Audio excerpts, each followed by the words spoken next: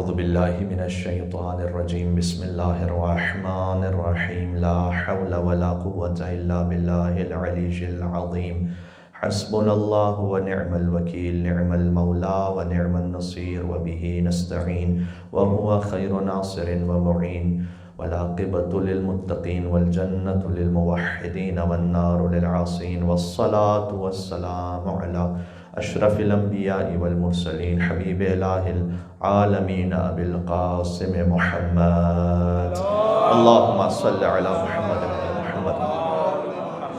وعلى آله الطيبين الطاهرين المعصومين المظلومين سيما بقية الله في الأرضين الذين أذهب الله عنهم الرجس وطهرهم تطهيرا اللهم صل على محمد ورحمة الله على محبيهم واللعنة الدائمة على أعدائهم أجمعين أما بعد فقد قال الله الحكيم في كتابه المجيد بسم الله الرحمن الرحيم انما امره اذا اراد شيئا ان يقول له كن فيكون نعرہ الصلوات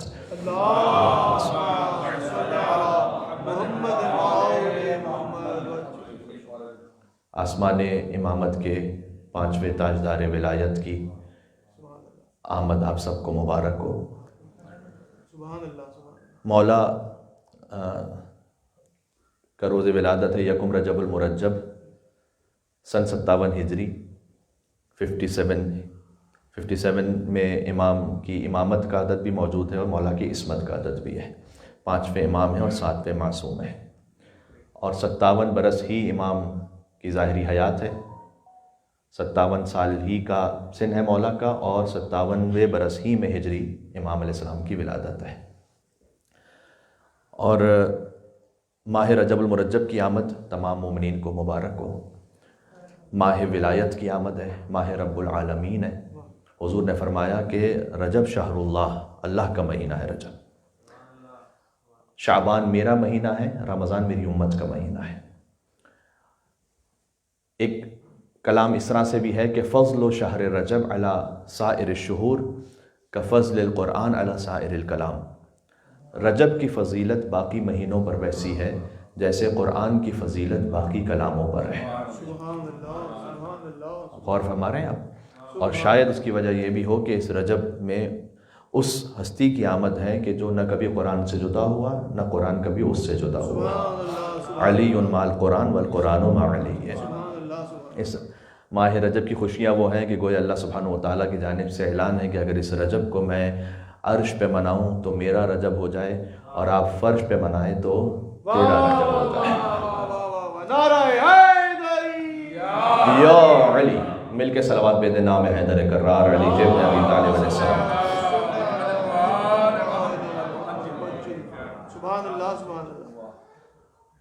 اس ہستی کا آج روز ولادت ہے کہ جنہیں باقر العلوم کا لقب خود سرکار ختمی مرتبت نے عطا فرمایا۔ علوم کو شکافتہ کرنے والے، علوم کو شکافتہ کرنے والے فقط ہم اور آپ کا علم نہیں، فقط دنیا کا کوئی علم نہیں، بلکہ باقر علوم النبیین یہ مولا کی زیارت میں ہے۔ انبیاء کے علوم کو شکافتہ کرنے والے امام محمد باقر ہیں۔ لہٰذا آپ کو مولا کے کلام میں توحید و عدل و رسالت تو امامت و ولایت و قیامت سے لے کر تمام فروع دین، عرش و فرش، کوئی ایسا موضوع نہیں کہ جہاں امام محمد باقر علیہ السلام کا کلام آپ کو نہ ملے۔ باقر علوم النبیین ہے، انبیاء کے علوم کو شکافتہ کرنے والے۔ میں مثال آپ کی خدمت میں پیش کرتا ہوں تاکہ بات تھوڑی سی زیادہ روشن ہو سکے۔ ایک چھوٹی سی مثال ہے کہ سورہ بقرہ کی آیت نمبر 102 میں باب المثال، سورہ بقرہ کی آیت نمبر 102 طویل آیت ہے، آپ اسے جا کے دیکھیے گا۔ ہاروت اور ماروت کے بارے میں جو اللہ نے فرشتے نازل کیے تھے، یہ وہ فرشتے تھے کہ جو لوگوں کو اس شرط پر جادو کا علم سکھلاتے تھے کہ وہ جادو کے توڑ کے لیے فقط اسے استعمال کریں گے، شوہر اور زوجہ کے درمیان جدائی کے لیے اسے استعمال نہیں کریں گے۔ لیکن اللہ تعالیٰ نے کہا کہ وما کفر سلیمان ولکن الشیاطین کفروا، سلیمان علیہ السلام نے کوئی کفر نہیں کیا تھا، لیکن اس وقت کے شیاطین نے کفر کیا اور وہ جادو سیکھ کر شوہر اور زوجہ کے درمیان جدائی ڈلوا دیتے تھے۔ لیکن اللہ نے کہا کوئی کام بھی بغیر اذن پروردگار نہیں ہو سکتا۔ یہ آیت ہے، یہ آیت کا ایک خلاصہ مفہوم میں نے آپ کے سامنے پیش کر دیا یعنی تقریباً 4-5 سطروں کی آیت ہے۔ میں آپ سے ایک سوال کرتا ہوں، اس کا اپنے دل میں پہلے جواب دیجیے گا۔ اس آیت میں کتنی تفاسیر اور کتنے احتمالات پاسبل ہیں؟ آپ کہیں کہ اس آیت میں یہ بھی مراد ہو سکتی ہے، یہ بھی معنی ہو سکتا ہے، یہ بھی معنی ہو سکتا ہے، یہ بھی ممکن ہو سکتا ہے، قرآن ہے نا۔ تو آپ اپنے آپ سے کہیے گا اور اپنے آپ سے سوچئے گا کہ اس مختصر سے واقعے میں کہ جو ہاروت و ماروت کا ہے، جو اللہ تعالیٰ نے اس آیت میں بیان کیا ہے، کتنے پاسبلٹیز ہو سکتی ہیں؟ آپ کا ذہن شاید کہے کہ 10 امکان ہو سکتے ہیں، اس کے 15 میننگز ہو سکتے ہیں، اس کے 20 میننگز ہو سکتے ہیں، کوئی کہے بھائی قرآن میں 100 ہو جائیں گے، بہت زیادہ سے زیادہ شاید کوئی 1000 کہہ دے گا شاید۔ علامہ طباطبائی نے لکھا ہے کہ اس آیت میں 1.26 ملین پاسبلٹیز ہیں۔ یہ آپ نے سماعت فرمایا کہ میں نے کیا کہا؟ 12,60,000 امکانات ہیں۔ یہ علم کو شگافتہ کرنا آپ کو سمجھ میں آ رہا ہے؟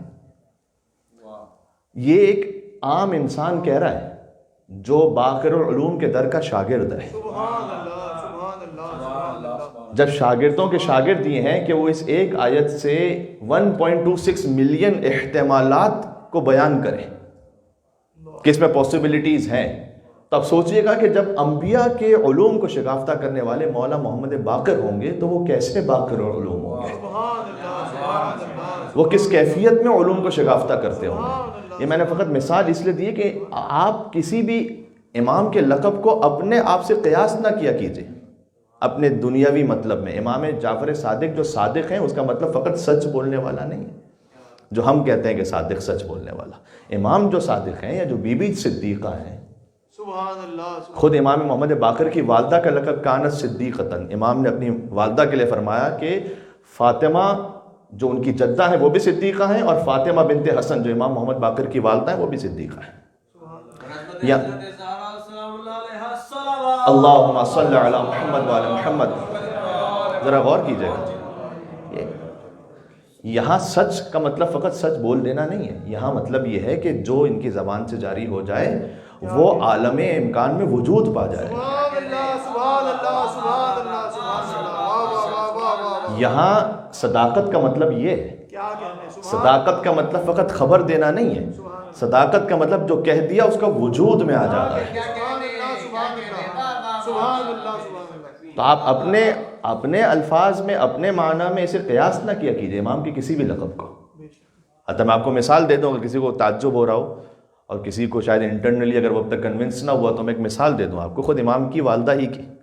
دیکھیں آج تو جو مبارک بات ہے، والدین کو جتنی خوشی ہوتی ہے ان کی اولاد کی ولادت کی، اس سے زیادہ شاید خوشی جو ہے وہ گرینڈ پیرنٹس کو، دادا اور نانا، وہ کئی مرتبہ زیادہ خوش ہوتے ہیں اپنے گرینڈ چلڈرن ان کی ولادت پر۔ تو آج جو ولادت کی مبارکباد دینی ہے، امام حسین علیہ السلام جو دادا ہیں انہیں ان کی پوتے کی آمد مبارک ہو، اور امام حسن علیہ السلام جو نانا ہیں انہیں ان کے نواسے کی آمد مبارک ہو۔ یعنی واقعاً کیا کمال ہے کہ حسن مجتبیٰ ہیں نواسے رسول اللہ کے، امام محمد باقر ہیں نواسے حسن مجتبیٰ کے۔ یہ سلسلہ امامت کے، یہ سلسلہ عصمت کے دوسرے محمد ہیں، سرکار ختمی مرتبہ ہیں اور پھر محمد باقر ہیں۔ جو پہلے محمد ہیں ان کی گود میں حسین پلے ہیں، جو دوسرے محمد ہیں وہ حسین کی گود میں پلے ہیں۔ سن 57 ہجری میں امام کی ولادت ہے، سن 61 ہجری میں امام حسین کی شہادت ہے۔ حتیٰ امام کی جو والدہ ہیں فاطمہ بنت حسن، وہ کربلا میں اسرا میں شامل ہیں۔ آج چونکہ جشن ہے تو میں اس تفصیل میں تو نہیں جاؤں گا، لیکن جو اسیر بیویاں ہیں ان میں امام محمد باقر علیہ السلام کی والدہ بھی شامل ہیں۔ اور خود امام نے فرمایا کہ کانت صدیقتن، کہ موجود ہی نہیں تھی کوئی بی بی امرأتن فی آل الحسن مثلہا، کوئی ان جیسی بی بی آل حسن میں موجود ہی نہیں ہے جیسے فاطمہ بنت حسن ہے۔ یعنی اب آپ تصور فرمائیے کہ امام حسین کی اولاد میں کوئی امام سجاد جیسا نہیں ہے، اور امام حسن کی اولاد میں کوئی فاطمہ بنت حسن جیسی بی بی نہیں ہے۔ جب ان کا ازدواج ہو تو اس کا ثمرہ ہے امام محمد باقر علیہ السلام، جو خود اللہم صلی علی محمد وعلی محمد، جو اس اعتبار سے بھی بہت زیادہ امام محمد باقر علیہ السلام کی شخصیت اہم بن جاتی ہے کہ ایک کانسٹنٹ اعتراض مذہب تشیع پر یہ بھی ہے کہ یہ نسل امام حسین میں سے تو امامت کو مانتے ہیں لیکن نسل حسن میں سے نہیں مانتے. تو آپ دیکھیے گا کہ امام حسین علیہ السلام کے بعد ایک ہی ہستی کو امام بننا تھا, امام زین العابدین علیہ السلام ہوئے, اور فوراً ہی اگلے مرحلے پر اللہ تعالیٰ نے وہ اہتمام کیا کہ امام زین العابدین کا ازدواج ہے حضرت فاطمہ بنت حسن کے ساتھ. تو اب جو اس ازدواج کا ثمرہ ہے امام محمد باقر علیہ السلام, ان تک حسینی طہارت بھی پہنچی ہے اور حسنی امامت بھی پہنچی ہے. لہٰذا نسل حسینی اور خون حسنی کا امتزاج ہے امام محمد باقر علیہ السلام. اسی خاطر ہے, دیکھیں اب یہ ایک تقریباً چھٹا جشن ہے جو امام محمد باقر علیہ السلام کا میں آپ کی خدمت میں پڑھ رہا ہوں. 6 سال مجھے آپ کی خدمت میں ہو گئے, تو چاہتا ہی ہوں کہ ہر بار کوئی نہ کوئی وہ نکات کے جو اب تک پیش نہیں ہو سکے وہ آپ کی خدمت میں پیش ہو جائیں. کہ امام حسن علیہ السلام کے لیے تاریخوں میں لکھا ہوا ہے کہ وہ شبیہ تھے رسول اللہ کی سر مبارک سے کمر مبارک تک, اور امام حسین علیہ السلام شبیہ تھے کمر سے لے کر پائے مبارک تک. اور امام محمد باقر علیہ السلام کے لیے کہ جب جابر ابن عبداللہ انصاری سے رسول اللہ نے سلام کہلوایا تو کہا کہ تم میرے 5ویں فرزند سے ایسے ملاقات کرو گے کہ اسمی, اس کا نام میرے نام پر ہوگا محمد, و شمائلہ شمائلی, اس کا پورا وجود میرے وجود کی شبیہ ہوگا. چونکہ خون حسن اور خون حسین مل گیا ہے تو امام حسن سر سے کمر تک شبیہ ہیں, امام حسین کمر سے پیر تک شبیہ ہیں, امام محمد باقر علیہ السلام سر تپا شبیہ ہے محمد مصطفیٰ. یہ بات واضح ہو رہی ہے. یہ ددیال اور ننیال کا یا علی اللہم صلی علی محمد وعلی محمد.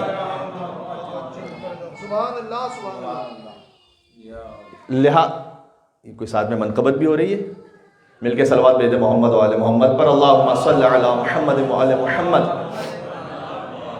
اچھا غور فرمائیے گا, ابھی میں نے کہا آپ سے کہ امام محمد باقر علیہ السلام یہاں اگر ان کا لقب باقر العلوم ہے تو اسے آپ اپنے عام مسلمانوں کے حوالے سے قیاس نہ فرمائیے گا. اس طریقے سے اگر ان کی ماں کا لقب صدیقہ ہے, فاطمہ بنت حسن کا لقب صدیقہ ہے, تو میں نے کہا صدیقہ کا مطلب یہ کہ اگر وہ کچھ کہہ دیں تو وہ عالم وجود میں متحقق ہو جائے گا. یعنی ایسی سچ بولنے والی کہ جن کے کہنے سے عالم امکان میں وہ اثر متحقق ہو جاتا ہے. بات واضح ہو رہی ہے. اگر یہ کسی کو اب تک تعجب ہو رہا ہے تو میں آپ کو جو واقعہ سنا رہا تھا, واقعہ نہیں مختصر سے روایت ہے کہ خود امام باقر نے فرمایا کہ میری والدہ تشریف فرماتی ہمارے گھر میں, اور چونکہ کچے مکانات ہوتے تھے تو جس دیوار کے قریب وہ تشریف فرماتی وہ دیوار گرنے لگی, تو بی بی نے اپنے دستے ولایت سے اشارہ فرمایا اس دیوار کی طرف. امام محمد باقر علیہ السلام کی میں بات نہیں کر رہا, ان کی ماں کی بات کر رہا ہوں. بی بی نے اپنے دستے ولایت سے اشارہ فرمایا اور کہا لا بحق المصطفیٰ, تجھے مصطفیٰ کے حق کا واسطہ ہے. یہ نہیں کہا کہ رک جا, کہا ما اذن اللہ لک فی السقوط, اللہ نے تجھے ابھی اذن نہیں دیا ہے کہ تو گر جائے. یہ بھی سورہ یاسین پڑھے گا, انما امرہ اذا اراد شیئا ان یقول لہ کن فیکون. اللہ کا امر کیا ہوتا ہے کہ جب وہ ارادہ کر لے تو وہ کہہ دیتا ہے کہ کن فیکون, تو وہ ہو جاتی ہے شے. بات واضح ہو رہی ہے. انہوں نے اشارہ کر کے فرمایا کہ اللہ نے تجھے اب تک اذن سقوط نہیں دیا ہے. اور پھر وہ امام محمد باقر علیہ السلام کہتے ہیں کہ دیوار سے دور ہوئی, اور پھر جب دیوار گر گئی میرے والد امام زین العابدین علیہ السلام نے 100 دینار, جو ایک اچھی خاصی رقم ہوتی تھی اس زمانے میں, 100 دینار صدقہ دیا, جو ہمیں سمجھایا کہ دیکھو تمہارے پاس تو وہ ولایت نہیں, لیکن تم اگر اپنے پاس سے مشکلات کو دور کرنا چاہتے ہو تو صدقہ ضرور دیا کرو. اس لیے کہ ان کی مشکل دور ہو بھی چکی تھی تب بھی انہوں نے 100 دینار صدقہ دیا. اس میں ایک درس بھی ہے. خود دیکھیں, خود امام محمد باقر علیہ السلام کا کلام ہے, فرمایا کہ سارا کمال 3 چیزوں میں. اس کو آج تحفے کے طور پر لے کے جائیے گا. جو ماہ رجب کے فضائل کے بارے میں بات ہے اور اعمال لیلۃ الرغائب کے بارے میں, وہ انشاءاللہ مغرب عشاء کے درمیان ایک 5-7 منٹ کی گفتگو میں پیش کروں گا, تاکہ اعمال لیلۃ الرغائب سے پہلے ہمارا ذہن آمادہ ہو جائے. اس وقت چونکہ جشن ہے لہٰذا میں امام باقر علیہ السلام پہ بات کرنا چاہتا ہوں کہ امام نے ارشاد فرمایا ہے کہ پورا کمال, یہ امام محمد باقر علیہ السلام کا کلام ہے, مکمل کمال 3 چیزوں میں, التفقہ فی الدین والصبر علی النائبہ والتقدیر علی المعیشہ. آپ زندگی میں کسی کمال کو حاصل کرنا چاہتے ہیں, یہ راستہ یہی ہے. اچھا, امام علیہ السلام جب فرما دینا کہ کمال 3 چیزوں میں ہے, تو یہاں یہ پھر ممکن نہیں ہے کہ وہ کوئی چوتھا ایڈ ہو جائے اس میں, نہیں, سب کچھ اسی میں ہے. آپ اس کو سرسری طور پر نہ لے لیا کریں کہ جیسے بہت سے کوئی فلسفیوں کے کلام ہوتے ہیں یا بہت سے مثال طور پر پڑھے لکھے لوگوں کے کچھ انٹلیکچوئلس کے کلام ہوتے ہیں، کچھ آج کل موٹیویشنل اسپیکرز ہوتے ہیں، وہ آپ سے کہیں کہ بھائی اگر 3 باتیں تم کر لو تو کامیاب ہو جاؤ گے. وہ 3 باتیں وہ اس میں آپ 25 اور ایڈ کر سکتے ہیں. امام علیہ السلام نے کہا سارا کمال 3 چیزوں میں، تو اس میں آپ کوئی اور ایڈ نہیں کر سکتے، جو کچھ ہے وہ اسی کی طرف واپس پلٹتا ہے. ٹھیک ہے. امام نے فرمایا کہ پہلا جو کمال ہے التفقہ فی الدین، دین کو فقط سمجھو نہیں، دین کی گہرائی کو سمجھو. یہاں فقہ کا لفظ استعمال کیا. فقہ وہ اصطلاح کی فقہ نہیں جو آج فقہ استعمال ہوتی ہے، اگرچہ کہ وہ بھی بہت اہم ہے اور اسی کا حصہ ہے، لیکن امام نے کہا کہ دین کی گہرائی کو سمجھو. حتیٰ ہم یقین فرمائیے گا، بلا مبالغہ کہہ رہا ہوں، آپ نماز شروع کرتے ہیں اللہ اکبر کہہ کے نا، تکبیرۃ الاحرام، یہ وہ تکبیر ہے کہ جو واجب ہے، یہ وہ واحد تکبیر ہے نماز کی کہ جو واجب ہے. اس سے نماز کے دوران جو چیزیں حرام ہیں وہ حرام ہو جاتی ہیں آپ پر. اب آپ قبلے سے رخ نہیں ہٹا سکتے، اب آپ بات نہیں کر سکتے. تو اللہ اکبر یہ جو تکبیرۃ الاحرام ہے، غور کیجئے گا، ہم اس اللہ اکبر کا حقیقی مطلب نہ سمجھ پائیں جب تک کہ ہمارے پاس صادقین کا کلام نہ ہو. جب تک ہمارے پاس امام باقر علیہ السلام اور امام جعفر صادق علیہ السلام کا کلام نہ ہو، یقین فرمائیں ہم اللہ اکبر نہیں سمجھ سکتے کہ اللہ اکبر کا مطلب کیا ہے. آپ امام کے کلام کو جا کے دیکھیے، ائمہ علیہ السلام نے کیسے سمجھایا کہ اللہ اکبر کیا. اللہ بڑا ہے، یعنی اس کے مقابلے میں کچھ چیزیں چھوٹی ہیں اور وہ بڑا ہے. کون ہے اس کے مقابلے میں؟ کیا مطلب ہے اس کا؟ آپ جب کہتے ہیں کہ یہ ہال بڑا ہے، اس کا مطلب ایک اور ہال ایگزسٹ کرتا ہے جو چھوٹا ہے، یہ بڑا ہال ہے. آپ اپنے گھر میں کسی کو لے گا، آپ نے اپنا گھر دکھلاتے ہیں نا لوگ جب نیا گھر لیتے ہیں، تو کہتے ہیں یہ روم جو ہے نا سب سے بڑا ہے. اس کا مطلب یہ کہ 4 اور رومز ہیں جو چھوٹے ہیں. تو اللہ اکبر، خدا سب سے بڑا ہے، تو اور کچھ خدا ہیں جو چھوٹے ہیں اور یہ بڑا ہے. کیا مطلب ہے اس کا؟ کتنا بڑا ہے خدا؟ اس کی کیا حد ہے؟ امام علیہ السلام نے یہ سوال پوچھا تھا بعض نام نہاد مفکرین سے، اور وہ انگوش بدندان ہوگا کہ پھر اللہ اکبر کا کیا مطلب ہے. امام نے کہا اللہ اکبر من ان یوصف، اللہ اس سے بڑا ہے کہ اس کی توصیف بیان کی جا سکے. یہ اللہ اکبر کا مطلب ہے.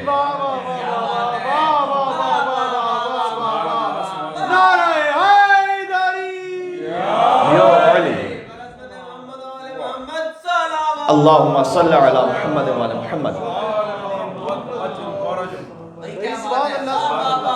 یہاں 4-5 خداؤں میں کمپیریزن نہیں ہو رہا کہ یہ والا اللہ بڑا ہے. اللہ اکبر ان یوصف من ان یوصف، اللہ اس سے بزرگ تر ہے کہ اس کی توصیف کو بیان کر سکے، کو اس کی تعریف کر سکے، اس سے بڑا ہے اللہ. بات واضح ہو گئی، یعنی کمپیریزن میں کوئی اور ہے نہیں.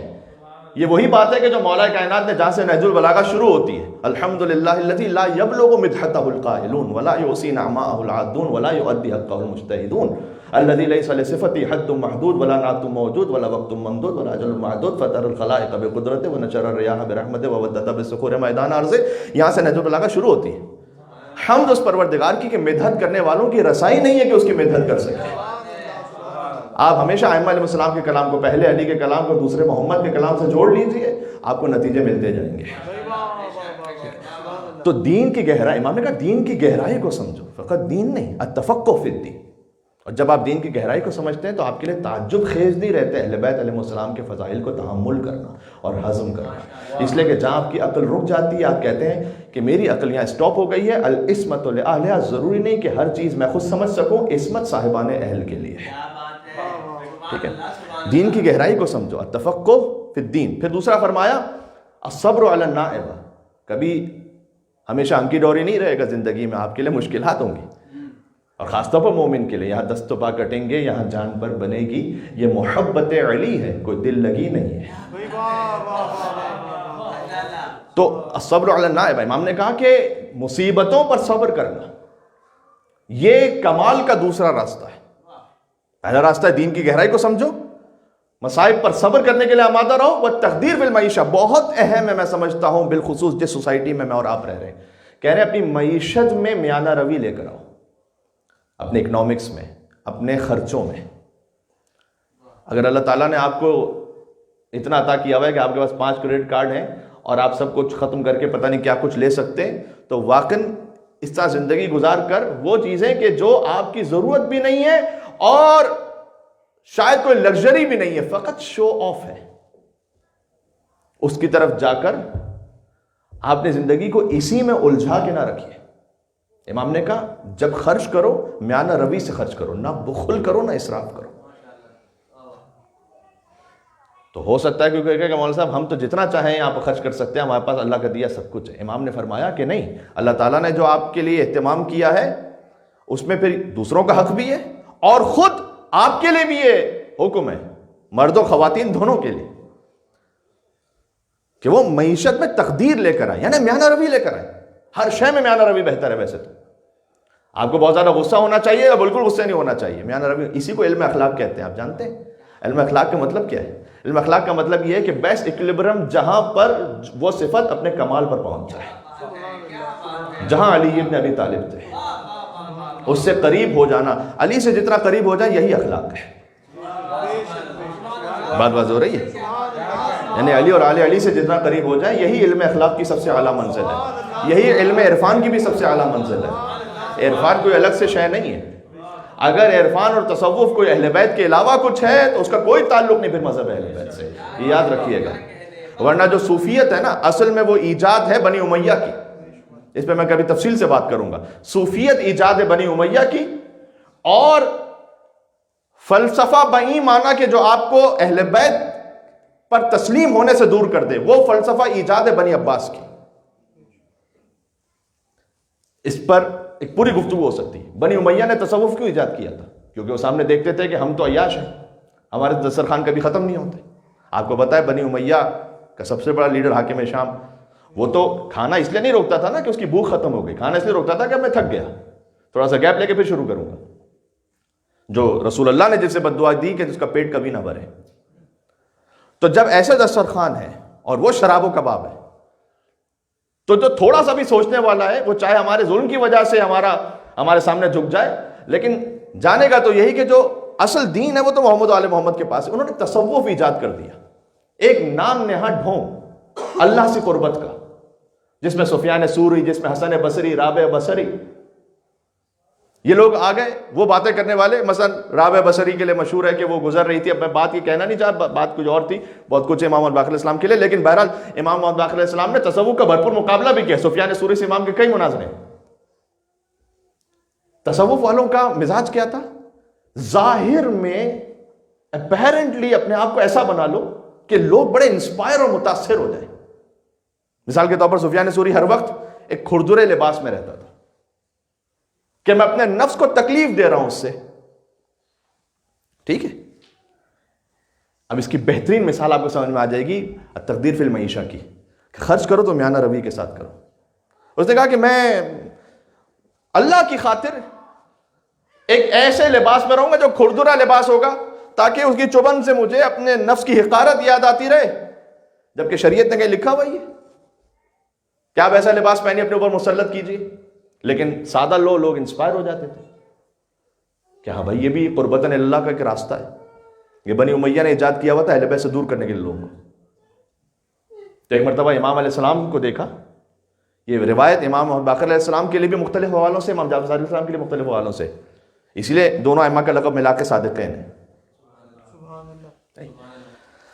تو امام نے کوئی فاخرانہ لباس نہیں، لیکن ایک ایسا لباس پہنا ہوا تھا کہ جو امام اس وقت کے زمانے کے شایان نشان تھا۔ تو اس نے کہا کہ میں کیا دیکھ رہا ہوں رسول کی اولادوں کو کہ وہ ایسے لباس میں گھوم رہی ہیں کہ جو بڑے اچھے لباس میں شمار ہوتا ہے۔ امام آگے بڑھے اس کی طرف، اور امام نے اس کی آستین کو الٹنا چاہا، تو اس نے ہچکچایا وہ، لیکن امام نے اس کا ہاتھ پکڑ کے اس کی آستین کو الٹا۔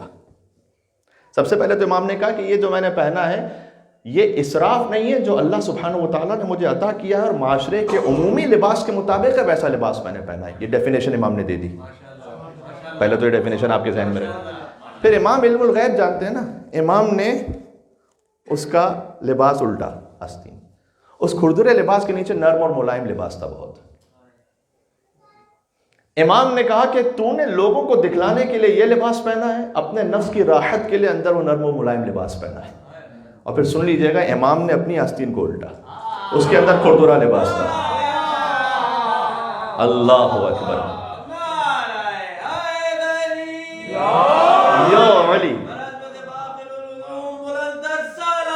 اللہم صلی علی محمد و آل محمد. سبحان اللہ سبحان اللہ سبحان اللہ. امام نے کہا کہ میں نے اللہ کی رضا کی خاطر اس کی نعمتوں کا استعمال کرتے ہوئے یہ لباس پہنا ہے جو معاشرے کے شائع نشان ہے، اور اپنے نفس کی خاطر وہ لباس پہنا ہے کہ جو اس لباس کے اندر ہے، جس کا تعلق مجھ اور خدا سے ہے فقط. اسی لیے امیر المومنین کا کلام ہے کہ بہترین زہد وہ ہے کہ زہد کو چھپا لو. بعض لوگ ہوتے ہیں اس میں بھی شو آف کرتے ہیں، زہد کرتے ہوئے شو آف کرتے ہیں. زہد یعنی دنیا کو ترک کرنا. تو وہ کہتے ہیں کہ مولانا صاحب ہم تو بڑا سادہ رہتے ہیں، بس ہم تو یہ دیکھیں دنیا داری میں لوگ لگے ہوئے، لیکن میں تو نہ کوئی گاڑی کی طرف جاتا ہوں نہ کوئی، میں تو کوئی بس اللہ نے. یہ جو آپ اگر واقعاً زہد کر رہے ہیں نا تو اس کو چھپا کے رکھیں، یہ ہے افضل زہد. اس زہد کو ظاہر کر دینا زہد نہیں ہے، زہد کو ظاہر کر دینا ریاکاری ہے. بعض لوگ تواضع اتنی کرتے ہیں کہ وہ تواضع ریاکاری ہے. آپ متواضع ہیں تو تواضع دکھلانے کی ایک خاص حد ہے. مولا کائنات نے کہا، میں کیا کروں، مجھے ہر قدم پر مولا کا کلام یاد آتا ہے. مولا نے کہا کہ حد سے زیادہ تواضع کا اظہار کرنا یا چاپلوسی ہے یا ریاکاری ہے، یا تملق ہے یا ریاکاری. تواضع کا اظہار ایک حد میں ہے. بات واضح ہو رہی ہے؟ میں کیا عرض کرنے لگا؟ یہ وہ ایکولیبریم ہے کہ جو اہل بیت نے سمجھایا ہے. میانہ روی پر آ جاؤ. یہ ہے پیغام امام محمد باقر علیہ السلام. ان کی زندگی کا مجموعہ جو خلاصہ پیغام ہے وہ یہ ہے. بات واضح ہو رہی ہے؟ آخری جملہ عرض کرتا ہوں، میرے پاس تقریباً 6-7 منٹ ہیں اس وقت. ایک امام کی زندگی میں آپ کو یہ کلام کثرت سے ملیں گے اس موضوع پر. دوسرا، اخلاقی صفات کو بہتر بنانے کے لیے، محرمات سے خاص طور پر بچنے کے لیے، بالخصوص جو محرم نامحرم کا معاملہ. روایت میں ہے کہ امام کے یہاں دق الباب ہوا اور کوئی کنیز گئی یا خادمہ گئی گھر کا دروازہ کھولنے کے لیے. تو جو آیا تھا امام سے ملنے کے لیے، بہرحال نفس حاوی ہو گیا اور اس نے ہاتھ ملانے کی خاطر اور شیطان کے بہکاوے میں آ کر اس نامحرم خاتون کی طرف ہاتھ آگے بڑھایا. امام علیہ السلام پشت دیوار تھے. امام نے وہیں پشت دیوار سے آواز دی کہ خبردار اس حرام کی طرف نہ جانا، خدا تمہیں دیکھ رہا ہے اس وقت. خدا کی ناراضگی کو نہ لو اپنے اوپر. اور وہ پھر پہنچا امام کی خدمت میں، اور امام کی خدمت میں پہنچ کر کہا کہ مولا آپ تو دیوار سے پس پشت تھے اور میں اس اپنے عمل پر نادم ہوں، لیکن آپ نے کیسے دیکھا؟ اور امام علیہ السلام نے بیان فرمایا کہ ہم دیوار کے پشت پہ بھی ویسے ہی دیکھتے ہیں جیسے دیوار کے سامنے سے دیکھا کرتے ہیں، کوئی فرق نہیں ہمارے لیے. کیا بات ہے. ابھی میں نے آپ کو واقعہ سنایا کہ امام کی والدہ نے جب اشارہ کیا تو گرتی ہوئی دیوار رک گئی تھی. بلکہ یہ بھی روایت میں جملہ ہے کہ وقیل جب وہ معلقاً، وہ فضا میں معلق رہی دیوار جب تک کہ امام کی والدہ وہاں سے نہ گزر گئی. فقط یعنی گرنا شروع ہو چکی تھی وہ دیوار. بظاہر اس روایت سے یہ محسوس ہوتا ہے وہ فضا میں معلق رہی. حضرت فاطمہ بنت حسن، میں آپ کے دلوں کو 13 رجب کے لیے آمادہ کر دوں ذرا. کیا شان ہے ائمہ علیہ السلام کی امہات کی کہ امام محمد باقر کی والدہ اشارہ کریں فاطمہ بنت حسن تو گرتی ہوئی دیوار رک جائے، اور علی کی ماں اشارہ کریں فاطمہ بنت حسن تو کعبے کی دیوار ٹوٹ جائے.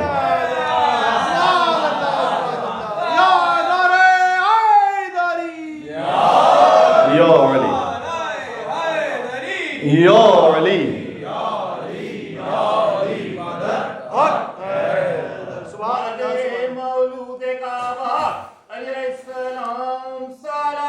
اللہم صلی علی محمد و آل محمد. تو آج کی گفتگو میں تقریباً یہ 4-5 میسیجز ہو گئے. سب سے پہلے آپ امام کی عظمت کو سمجھیں. خون حسنی اور خون حسینی کے اشتراک کا نام ہے امام محمد باقر علیہ السلام. پھر آپ امام کی اس عظمت کو سمجھیں کہ رسول اللہ نے خود سلام کہلوایا. ہم سے لوگ پوچھتے ہیں کہ تم ائمہ علیہ السلام کو علیہ السلام کیوں کہتے ہو؟ رسول اللہ نے جیسے سلام کہلوایا ہو، ہم علیہ السلام نہ کہیں گے تو پھر اور کیا کہیں گے؟ رسول اللہ دنیا سے پردہ فرما چکے تھے اور پھر سلام کہلوایا.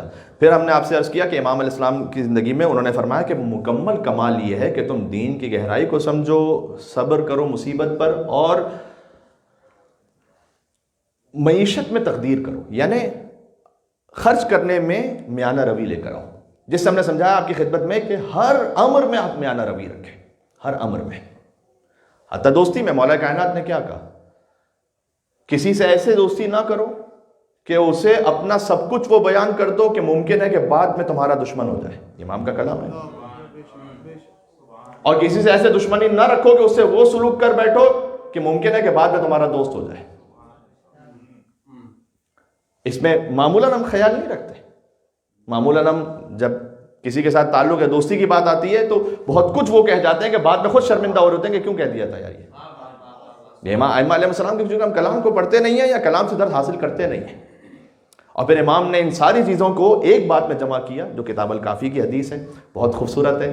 امام نے کہا کہ بنی الاسلام علی خمس. دیکھو اسلام جو ہے نا وہ 5 باتوں پر استوار ہے, یہ یاد رکھو. الصلاۃ والصوم والحج والزکوٰۃ والولایہ. نماز و روزہ و حج و زکوٰۃ اور ولایت, ان پر دین استوار ہے, یہ دین کے پلرز ہیں. اسی لیے نماز جنازہ میں 5 تکبیریں ہوتی ہیں. امام کا کلام ہے. بھئی جنازے میں آپ نے اگر کبھی کوئی اہل سنت برادران کا جنازہ دیکھا, ہر ایک کو اپنی اپنی فقہ کے مطابق پڑھنے کی اجازت ہے, لیکن وہاں 4 تکبیروں کے ساتھ ہے, آپ کے یہاں 5 تکبیروں کے ساتھ ہے جنازہ.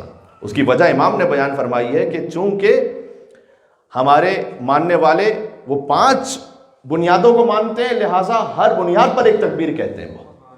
اور چونکہ جو ہمارے غیر ہیں انہوں نے ہماری ولایت کو چھوڑ دیا ہے, وَتَرَكُوا تَكْبِيرَهَا, انہوں نے ولایت کی تکبیر کو بھی چھوڑ دیا ہے. اور پھر امام نے کہا کہ مَا نُودِيَ لِشَيْءٍ كَمَا نُودِيَ بِالْوِلَایَةِ. یہ یاد رکھو کہ اللہ نے کسی شے کے لیے ایسے آواز نہیں دی جیسے ولایت کے لیے آواز دی ہے. سبحان اللہ, یہ دین کا خلاصہ ہو گیا. مل کے صلوات بیتے اللہم صلی علی محمد و آل محمد.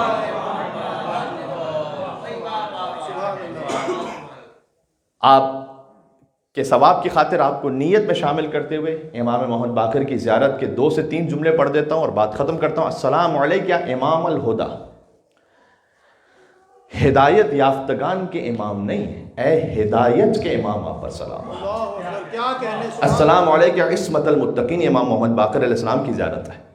کسی بھی امام کی معرفت حاصل کرنا ہو تو بہترین ذریعہ ان کی زیارت ہے. کیونکہ میں مولا کی زیارت پر پہلے بات کر چکا ہوں گزشتہ, آپ کو یاد ہو یا نہ ہو, لیکن گزشتہ سال جشن میں مولا کی زیارت پہ تفصیلاً بات کر چکا ہوں, لہٰذا میں نے کہا 1-2 جملے آ جائیں فقط تاکہ ریکال ہو جائے وہ. السلام علیکم عصمت المتقین, نہ عصمت التقا. سبحان اللہ, متقین کی پناہ گاہ نہیں, اے تقوی کی پناہ گاہ آپ پر سلام. السلام علیکم یا باقر علوم النبیین, اے انبیاء کے علوم کو شکافتہ کرنے والے آپ پر سلام. سبحان اللہ. وہ امام محمد باقر علیہ السلام جن کی قبر جنت البقیع میں ہے, اللہ تعالیٰ اس قبر, وہ قبر ہم دعا جو کرتے ہیں نا کہ آباد ہو جائے, اس پر مزار ہو, حرم ہو, یہ ہماری سعادت کے لیے بات ہو رہی ہوتی ہے. ورنہ چاہے جنت البقیع کی شکستہ قبور ہوں یا امام رضا علیہ السلام کا وہ عالیشان روضہ ہو, دونوں میں اسی جذبے کے ساتھ پڑھیے السلام علیکم یا امین اللہ فی ارضہ, کوئی فرق نہیں ہے. السلام علیکم یا اہل بیت النبوہ و معدن الرسالہ و مختلف الملائکہ و محبت الوحی و خزان العلم. زیارت جامع کبیرہ. جیسے آپ امام حسین علیہ السلام کے حرم و شان و شوکت کے ساتھ پڑھتے ہیں, ویسے ہی جنت البقیع میں اسی اہتمام کے ساتھ پڑھیں, اسی شان و شوکت کے ساتھ. اس لیے ائمہ علیہ السلام نے پہلے سمجھا دیا تھا کہ ہماری قبور تو شکستہ ہو جائیں گی, لیکن اللہ نے تمہارے دلوں میں ہماری قبر رکھی ہے, وہ کوئی توڑ نہیں سکتا ہے. یا علی, مومن کا دل قبر حسین ہے. بسم اللہ الرحمن الرحیم. یا ابا جعفر یا محمد ابن علی ایہا الباقر یا ابن رسول اللہ یا حجت اللہ علی خلق یا سیدنا و مولانا انا توجہنا واستشفعنا وتوسلنا بک الی اللہ وقدمناك بين يدي حاجاتنا يا وجيها عند الله اشفع لنا